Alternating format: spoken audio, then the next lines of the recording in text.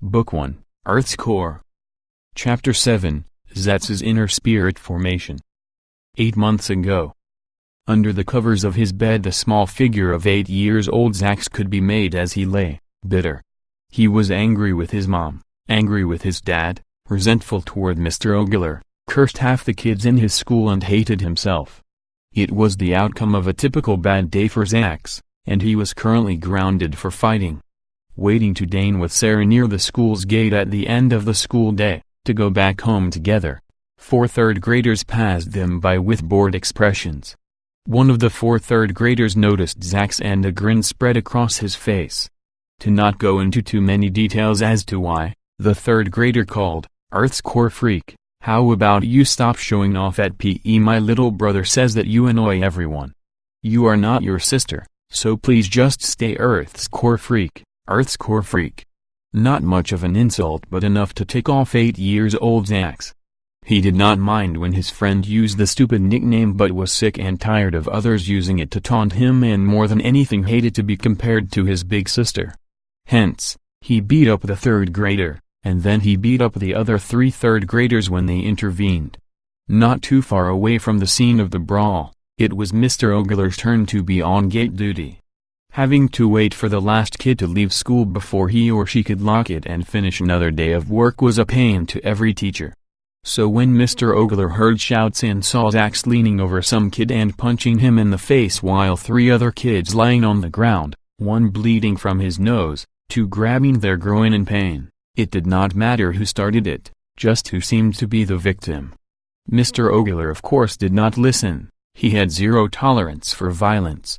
He grabbed Zax by the collar of his shirt, yanked him off from the beaten kid and took him to the secretariat of the school to call his parents. It ended with Zax's mom coming from work to apologize for her child behavior and pick him up from school. Later, when his father got back home from work, he only scolded his son.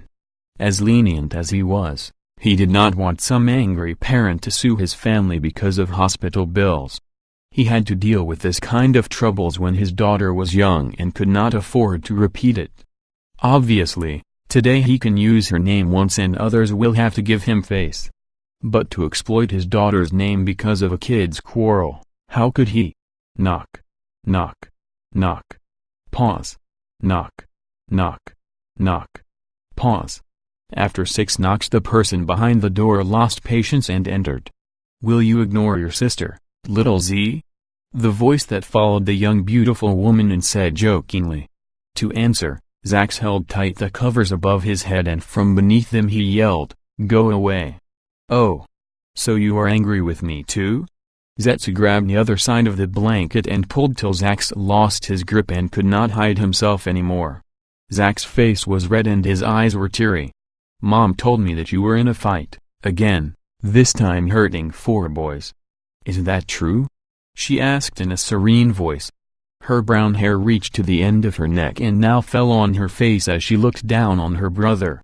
Unlike him or his parents, his big sister inherited their grandmothers, from their father's side, clear blue eyes and olive skin tone.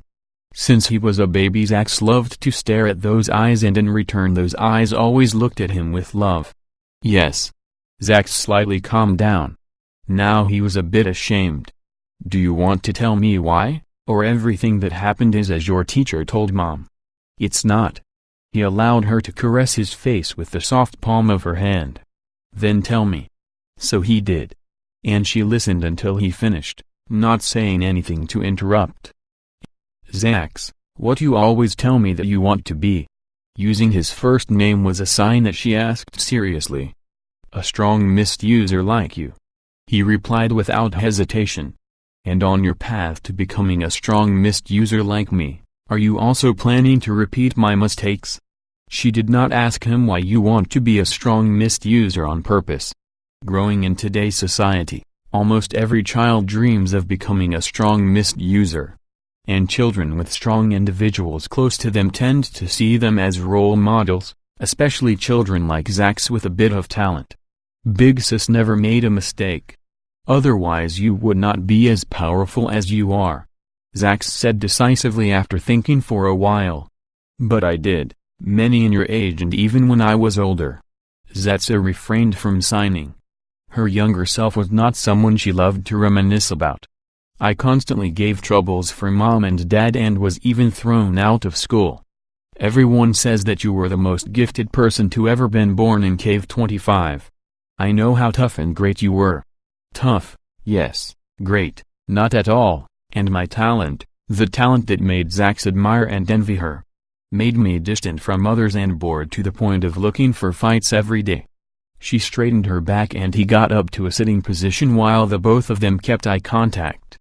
Maybe if people noticed what was wrong with me, I would have been sent to a suitable environment for me and a lot of my wrongdoings were never to happen. Zetsa rested for a moment. At the time Zax was already sitting on her lap. I changed, Zax, because of two things. The first was someone that saw me and something in me worth polishing. The other came a bit later, when I was 11. She smiled gently and for the first time broke eye contact only to lean forward and kiss his forehead. That was you, my precious little Z. Zax blushed and lowered his head. For the first 3 years of his life he was determined to one day marry his beautiful big sister and it took him 3 more years to fully differentiate between love and admiration. Nonetheless, Zetsa was remarkably beautiful and Zax, an 8-year-old boy, who got her undivided attention whenever he needed could not be anything other than submissive when she showed him such an affection. Zax, she turned to him with an offer on her mind. For today and until Friday you will take the punishment mom and dad gave you and tomorrow you will apologize to the children you hurt, but it wasn't my Zax burst. You used violence to solve a verbal conflict. She did not let him finish. So would you prefer that I'll curse at them instead of showing that I'm tough? Zax was upset. Fighters in the Earth's Core showdowns never used verbal insults, they got their respect from the fans by fighting fist to kick. Why should he be any different? Cursing is not the way to solve a verbal conflict, either, Zax. Zetsa's serious tone returned. The words she wanted to say were better put in a manner that Zax could not associate with the soft side she had for him. The best way to solve a conflict is by using as little effort as possible. Ignoring the other side if their words or action cannot affect the flow of yours or your loved ones' lives. Telling adults that someone is bothering you and let them handle it. You can even befriend the ones you don't get along with and influence them to be better to you and others. Zetsa said and Zax listened. If I'll ignore they will pick on someone else. If I'll tell an adult everyone will laugh at me. And I don't want to be their friend. In the end, an 8-year-old is an 8-year-old. Some lessons can only be learned through harsh experiences or if someone keeps drilling them to you. Zetsa was prepared to Zax respond. She was his big sister and knew him well. And here was her idea, seeing as she did not want to expose him to the former solution, only one option remained. I have decided. I will teach and polish you, Zax. She put him on the bed and stood up. You're always asking me to train you to be strong like me. I'm not a lot at home and cannot be there every step of the way, but if you are willing to do as I say without complaining or slacking off, fine, I'll agree. So? It's a deal? Big sis will train me. Zax was hooked the moment the word train came up. His eyes sparkled and he became enthusiastic. He jumped from the bed calling. It's a deal, it's a deal, it's a deal, big sis. Of course, we will have to make an excuse for mom and dad. Let's tell them that we are working on a brother-sister bonding project. Agree? Yes. Yes. Yes. Smiling, Zetsa said. Good. So for now you are in punishment and tomorrow you'll apologize to the other kids and on Friday I'll come to get you to my place and we will start your training. Ah? Zax was dumbfounded. What just happened? Remember that we have a deal. Zetsa overwhelmed him with her gaze before he could protest and Zax calmed down. Do your homework or read a book, little Z. She suggested before she left the room. Today. Era Lioner, Shega, Age. Yellow patterns and diverse symbols shone brightly on the 4 walls, floor and ceiling of Zetsa's one-room apartment, making it look as if everything is made out from gold. The inner spirit formation was unique even among the B-class formations, a high-level illusionary formation. To any mist user above the level of Mist Master, this formation will not pose a threat, but to anyone else below that level. From losing one's life to becoming brain-dead, and even worse, getting caught in it could mean a fatal mistake. The knowledge of what this formation could do to him, a 9-year-old boy that has not received an Earth's core yet, passed shivers through Zax's spine. Big Sis truly is amazing. He respected her more and more every time he sat on the mattress and imagined that this might be how it feels inside a sunstone. I read that a mist user needs to be a level above the formations to be able to alter it. He lingered. The formation was suspended, and to actually activate it, there are 2 additional words, 2 additional keywords he must say. 2 words that accompany a ridiculous amount of indescribable pain, and that is just the tip of an altered inner spirit formation. Bayou. Zax's lips moved too slow for the word to come out right. He grabbed his knees to balance his structure and tried again. Nefesh.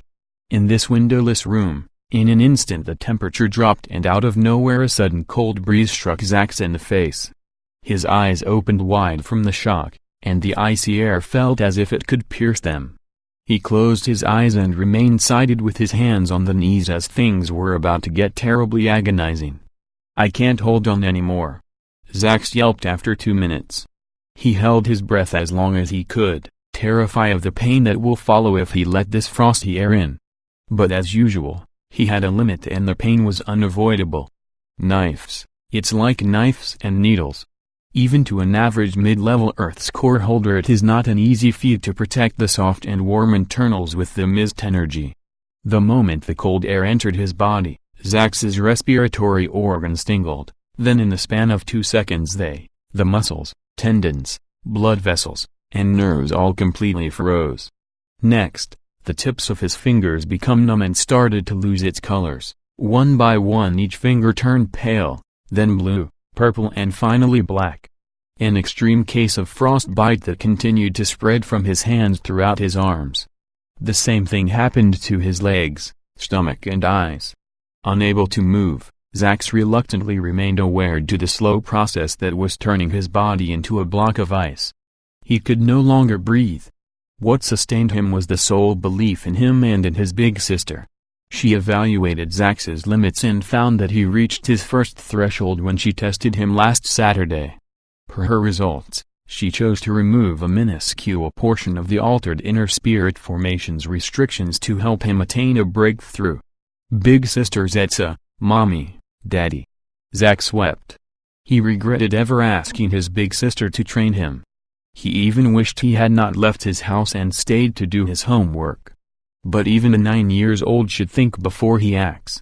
Now, a throbbing headache was the only thing he could feel, and each throb was an explosion of agony. Crack. His left arm broke apart from the shoulder. Crack. His spine collapsed like a blade of grass under a rock. Crack. Crack. Crack. Pieces of Zax's ice-cold body detached and fell on the mattress. Ha. Ha. His mind became blank under the severe pain. Unable to bear any more, Zax's determination to stay alive faded as the last crack separated his head from his neck. As Zax ceased to resist the formidable formation, he suddenly felt it. A warm touch on his crooked chest, like the tip of a slender finger. A surge of flame scattered across his broken body from that small spot, gradually melting the frost coating all over it and restoring its proper body temperature. Although a few centimeters away from its appropriate place, when the thin layer of ice at the center of his forehead shed the first drop of water, Zax's pupils began to move under the veil of his eyelids, as if he regained a second chance in life and now was trying to wake up from a bad dream. The yellow patterns and symbols of the inner spirit formation disappeared before Zax's open eyes, and darkness returned to the one-room apartment. Feeling the softness of the mattress with his bottom, the knees under the palms of his hands, the beating heart beneath his chin, his body whole and the air still, Zax was astonished, fearful, excited, sad, and many other things. I failed. After a minute of silence, Zax found his center and admitted. It's like that first time 8 months ago. No, it was far worse. Zax's was sure after he went through everything that happened when he activated the formation. And Big Sis wasn't here to guide me. How in the name of our Lord and Ruler did I survive? While lost in thoughts, unintentionally, his right hand reached to his chest and touched the place where the wave of warmth originated. That which saved him was the only thing Zax could not remember. Even when he scratched through his shirt that small spot with his index finger until his skin began to redden, the action did not arouse suspicion. I wonder what time it is. Zax decided to go outside and check since his cheap wristwatch did not have a lighting command and his parents could not afford the monthly fee of a fourth caller. No way. Zax was flabbergasted. How could it be? Watching from the corridor's window, up above, the cave's nightly cover formation has already been activated. To Zax's surprise, it was around 10 o'clock. His mom should be on her way home. Zax left the door to the apartment open and leapt from the first floor. Bam! He hit the ground and his bones were shaking. The inner spirit formation affected more than just his spirit, as its name suggested. The more he strained his body, the more it ached. The muscles in his legs tightened and made it impossible to run back home at even half his speed. Mom will kill me if she'll discover that I was out all day. I truly wish for Big Sis to be here right now to explain me what went wrong. First, I couldn't handle at all with the formation's assault, in spite of how much I progressed this past 8 months. And when it finally was over, instead of the usual few minutes, hours have passed. Thoughts ran through his head. When the apartment building was in his field of vision, Zax's breath was shallow and he reeked of sweat. Light flickered from the living room's window. He hoped it was his dad, Marco Zell, watching the screen, and that his mom did not arrive yet. As to what exactly was the screen? Basically a device that was based on the ancient television. Like any screen in this day and age, it worked with a combination of formations and technology, charged by a tiny sunstone and a tinier piece of parametal that formed the connection, packed inside a plastic housing. Fortunately his dad was the only one at home.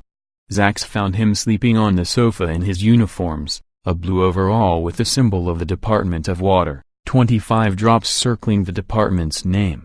A cooking show played on the screen and on the stove was a pot that delicious smell came out of it.